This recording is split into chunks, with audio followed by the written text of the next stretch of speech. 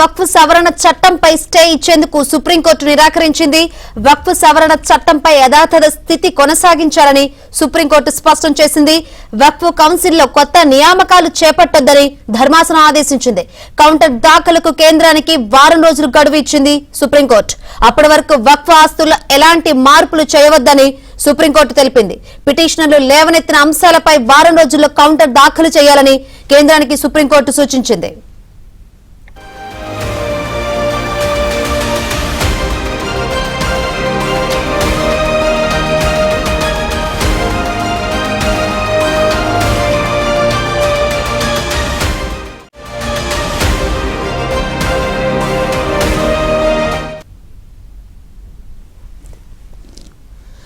Right, వక్ఫ్ సవరణ చట్టంపై stay ఇచ్చేందుకు సుప్రీంకోర్టు నిరాకరించింది. మరి వాదనలు ఏ విధంగా జరిగాయేంటో తెలుసుకుందాం. మరిన్ని వివరాలు అందించేందుకు మా ఢిల్లీ బ్యూరో చీఫ్ కృష్ణ సిద్ధంగా ఉన్నారు. కృష్ణ,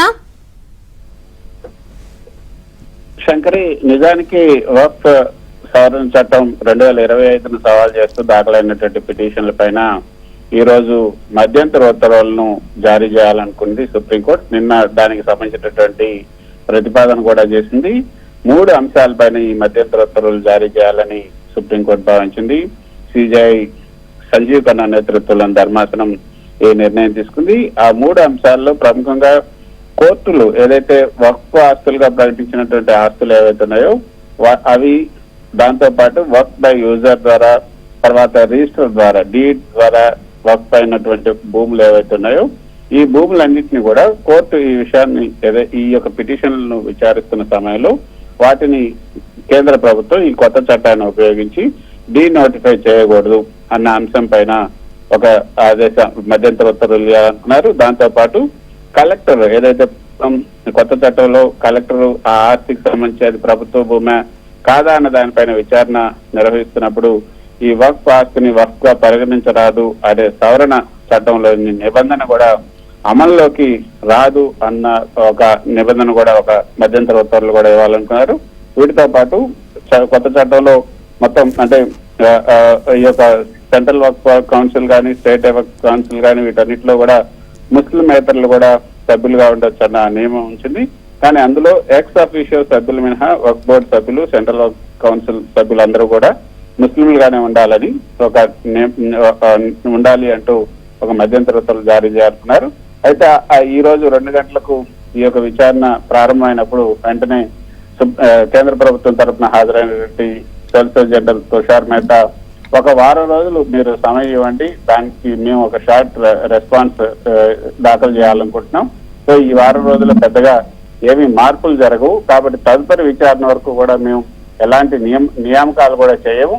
నిజానికి చెప్పాలంటే ఇప్పుడు ఉన్నటువంటి రాష్ట్రపతి ఏదైతే ఆమోదించి ఆ తర్వాత గెజిట్ నోటిఫికేషన్ ద్వారా బయటకు వచ్చిందో ఈ యాక్ట్ ను ఒక వారం రోజుల పాటు మేము అమలు చేయము అన్న హామీని కోర్టుకి ఇవ్వడం జరిగింది. సో అప్పటి వరకు కూడా ఎటువంటి నియామకాలు కానీ, ఎటువంటి మార్పులు కానీ, ఎటువంటి డీనోటిఫై చేయటం కానీ ఆస్తుల్ని ఇవన్నీ ఏమి చేయమంటూ తుషార్ మెహతా సుప్రీంకోర్టుకి హామీ ఇచ్చారు. ఆ హామీ మేరకు తుషార్ మెహతా ఇచ్చినటువంటి ఏదైతే హామీ ఉందో ఆ హామీని రికార్డ్ చేసుకొని ఒక వారం రోజుల పాటు సమయం కేంద్ర ప్రభుత్వానికి ఇవ్వడం జరిగింది. అంతవరకు కూడా వక్ఫ్ ఆస్తుల్లో ఎటువంటి మార్పులు చేయకూడదు, వక్ఫ్ బోర్డులో ఎటువంటి నూతన నియామకాలు చేపట్టకూడదు, కేంద్రానికి కౌంటర్ ఫైల్ చేయడానికి వారం రోజులు సమయం ఇస్తున్నామంటూ సుప్రీంకోర్టు ఈ రోజు ఆదేశాలను జారీ చేసింది. వక్ఫ్ సవరణ చట్టం పైన మాత్రం చేయడానికి సుప్రీంకోర్టు నిరాకరించింది. అయితే పిటిషనర్ లేవనెత్తినటువంటి అంశాలపైన వారం రోజుల్లో మొత్తం ఏదైతే షార్ట్ రిప్లై రెస్పాన్స్ ఇవ్వాలనుకుంటున్నారు దాంట్లోనే ఈ యొక్క అంశాలన్నిటిపైన వివరణాత్మకంగా సమాధానం ఇవ్వాలని కేంద్రానికి సుప్రీంకోర్టు సూచించింది. Right, thank you Krishna.